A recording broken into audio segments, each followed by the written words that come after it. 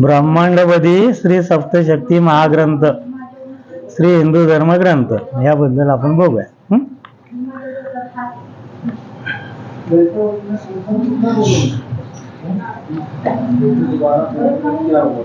आपले ब्रह्मांड कोणी कोणी व कसे कसे निर्मिती केलेले आहे, हे ब्रह्मांड कसे व कोण कोण चालवत आहे,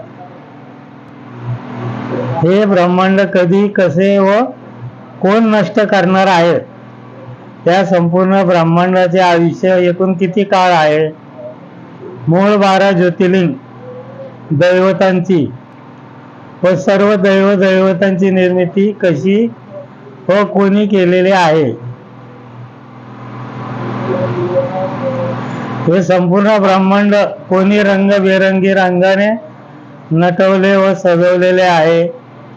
वनस्पती, औषधी वनस्पती, पशु पक्षी, प्राणी, सूक्ष्मजीव, जंतू, कीटक वगैरे, तसेच मानव, स्त्री व पुरुष कोणी कोणी निर्मिती केलेली व कोण निर्मिती केलेली आहे व कोण सांभाळत आहेत. वनस्पती जे आहेत, वनस्पती त्यांची वंश परंपरा कशी चालू आहे. नंतर औषधी वनस्पती आहेत, त्यांची वंश परंपरा कशी चालू आहे. आणि औषधी वनस्पती जे आहेत ते ब्रह्मांड निर्माण करताना एकदाच निर्मिती केलेली आहे, तिची परत निर्मिती होत नाही. आणि आपण जे वृक्षतोड करतोय त्याच्यामुळं औषधी वनस्पती नष्ट होतात.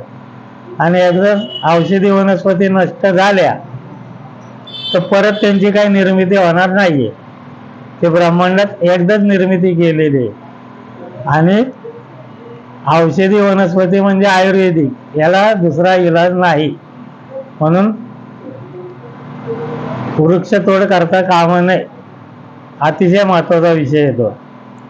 तसंच जन्म व मृत्यूचा फेरा कसा चालत आहे, स्त्री पुरुष पशु पक्षी प्राणी यांची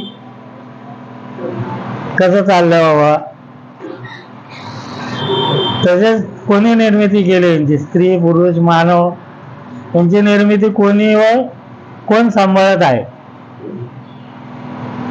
जन्म व मृत्यूचा फेरा कसा चालत आहे, प्रत्येकाचा जन्म मृत्यू बालपण तरुणपण म्हातारपण कसं चालवलं जात आहे. जन्म व मृत्यू तसंच एक